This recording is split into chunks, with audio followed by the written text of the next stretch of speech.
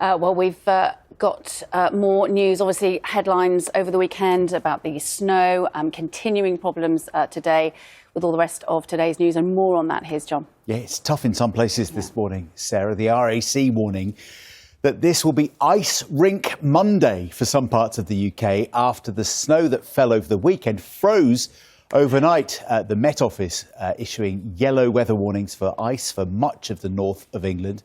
Our reporter Eunice Muller is in Cumbria for us this morning, where some people without electricity. Eunice, you see lots of snow, you got your gloves on, but it's been pretty brutal, this, and set to continue. It has, John. The focus of this coordinated response here in Ambleside and across the South Lakes has moved to supporting the communities affected by the loss of power supplies. Around 7,500 homes and businesses were without power at one stage. Numbers are down to around 1,000. The problem remains access to the damaged networks. Even 4x4 vehicles are having problems going to some of these more remote areas. And therefore engineers at times are having to carry equipment by foot. The conditions are treacherous.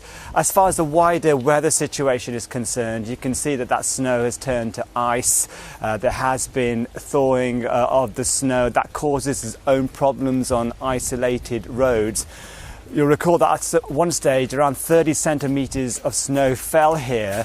That meant drivers were stuck for several hours. Most of those drivers have managed to get home, but you can still see vehicles on the side of those roads, so the clear-up very much continues here. As far as you mentioned the warning, there's a yellow warning for ice for much of northern England, Midlands and North Wales up to midday today. We've also got warnings for snow for Wales and also the Peak District.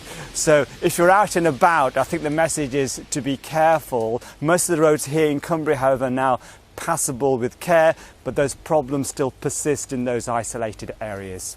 Indeed, we can see how treacherous the roads are there behind you. Thank you, Eunice. Thanks very much indeed.